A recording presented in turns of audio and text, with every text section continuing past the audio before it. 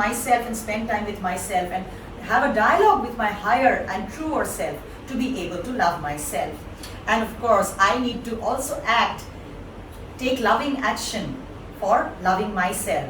These loving actions would comprise of sleeping adequately, sleeping for at least 7 to 8 hours every night, or eating healthy, sufficient fresh fruits, vegetables, water, protein, and less of carbohydrates, less of fast food, and of course daily exercise, physical exercise, that is also loving oneself. There's action for which proves that I love myself. Meditation, yoga, me time, hobbies, leisure time, cutting away toxic people from my life, saying no when I want to say no, and saying yes only when I want to say yes. All these things are actions which actually help me love myself. Self-love for the teenagers, for the students who are sitting here in the session today, this is for you. Self-love is not doing things that you love to do always. It is rather doing the things that are right for you to do. So self-love is also related to self-discipline. So let me give you an example.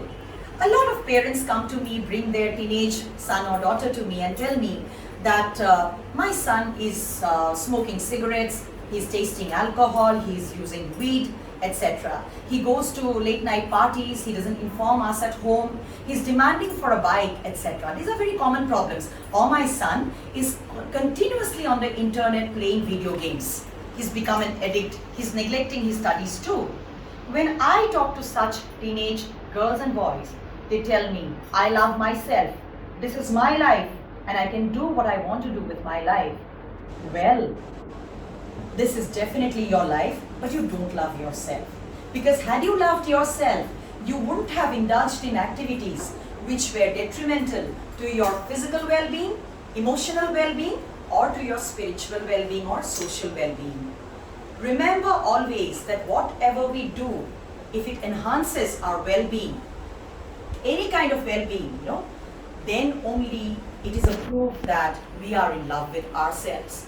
Therefore, when we talk about self-love, it is very necessary for us to understand that there is self-discipline and there is the intention of doing things in our life is to enhance our well-being, physical, emotional, social, and spiritual.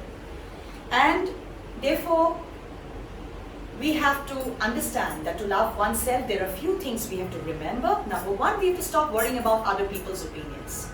When it comes to body shaming, and I get body shamed by a shamer, what happens is I pay too much of attention to the other person's opinion about my body. So when I stop worrying about other people's opinion, I'm shifting, there's a paradigm shift from me loving others more to me loving myself more.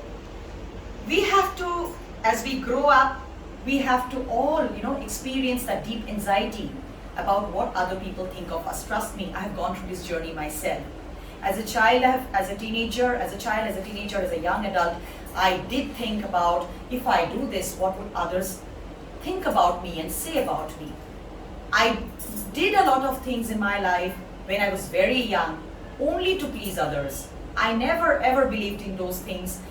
Those things made me unhappy, but only to please my father or my mother or somebody in my family or a friend or somebody in the society. I did a few things. And much later in my life, I realized those were the biggest mistakes I had made. Had I loved myself? Had I stopped pleasing others? Had I stopped caring about other people's opinion, so long as I'm not harming anyone else and I'm being constructive in my own life, it simply does not matter. But the fact is that we are not born with a lot of knowledge from our mother's wombs.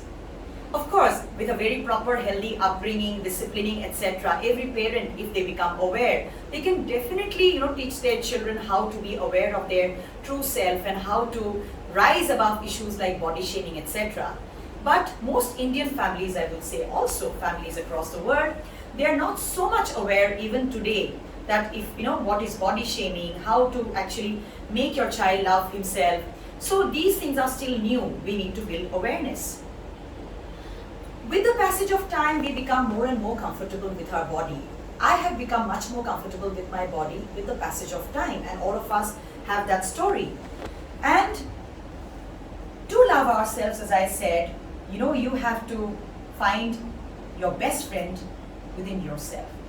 Like there is a very famous saying which says that if you can't spend time with yourself, they say, if you can't spend time with yourself, then you are really boring to be with. Because, if you want to be the most interesting person around, then you should be able to enjoy your own company.